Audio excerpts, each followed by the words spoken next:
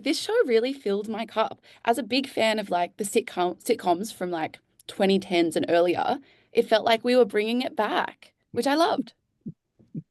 Yeah, that's funny that you say that because the pilot was written in 2014, something like that. So it's been Yeah. around for a while, and then when they picked it up, they rewrote all the episodes, and so it does have that vibe of like a yesteryear sitcom. So I'm glad you picked up on that. Mhm. Totally. And I feel like over the last few years, we've seen a slight decline in this kind of cozy, funny comedy procedural vibe. Why do you think that is? Why do you think we've seen this decline in this kind of content? I think that comedy got preachy, and maybe just to be frank, I think it got preachy, and also there's a rawness to most shows nowadays. It's like everything's real, and like kind of looking at like James Bond as a great example. Like there's no more quips or one-liners. It's all like gritty, and I think a lot of things have gotten gritty and harsh. And that's this show is not that, is it? It's like we're dealing with murder in a light way. And yeah, it's nice. I'm glad you found it cozy.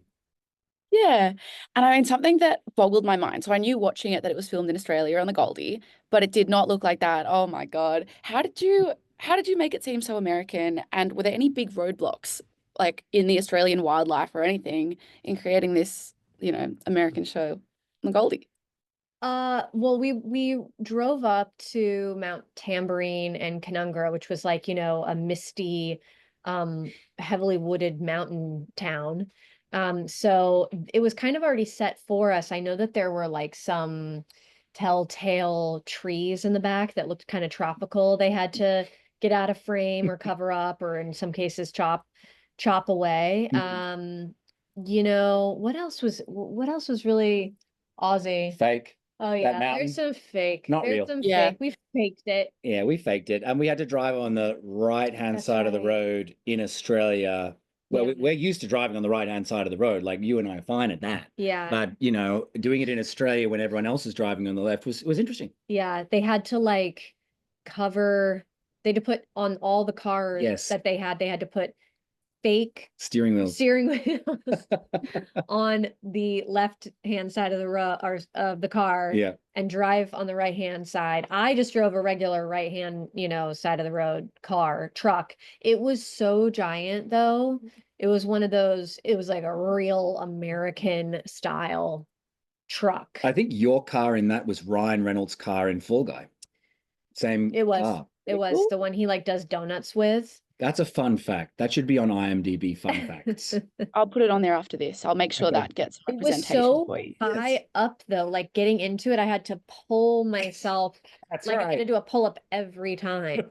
It was like stepping up onto a kitchen counter every time I was trying to get into the car. Sometimes you'd say, "Can I please start in the car?" rather Yeah, than or there'd be like a little box. That's right, a little box for you to get up on it. Yes, oh my God. And so in the show, you are a brother-sister duo who couldn't be more different. And the connection between you does feel really authentic, between your characters. How did you off-screen kind of establish this brother-sister kind of relationship? Mm. I think that we got along very naturally. And then the bickering is just great writing, so we got to kind of sit back and not have to like overly talk about our history as characters and just kind of go with excellent writing. And excellent writing guides you. You'll be surprised at what great writing can do. But also, we got along so well off camera, and it was pretty immediate. Like we talk, mate, you could let us go and talk, and we would not know what time it is, Yeah. like at any time of day. We just chat away. And so we got along very easily, and then great writing takes care of the rest. Easy as. I love that.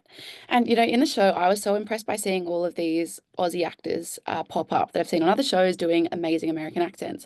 But I mean, like, Leighton, you got off kind of easy with the Aussie accent thing, doing an American accent. So I was wondering if you could potentially give us a bit of your Australian accent today. Oh boy. Cold and frothy. So what is it? Cold. Cold and frothy. Um, Yes. Brilliant. yeah, Really good. thanks. I mean, Good. I don't buy it, but thank you. No, I love it. I'm sorry, I'm not an actor, so,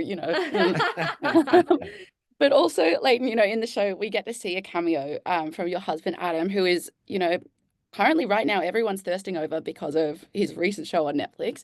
But what was it like, having him on set with you, having him in Australia, and him being a suspect on the show?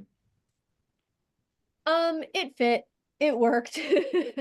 Um, it was yeah, he's just like, I don't know, part of the family. Yeah. Yeah,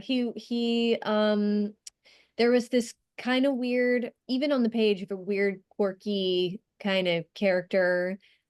Um, and yeah, when he read the script, he's like, I'd like to play that. And then we roped him into it. And he somehow did it. It worked.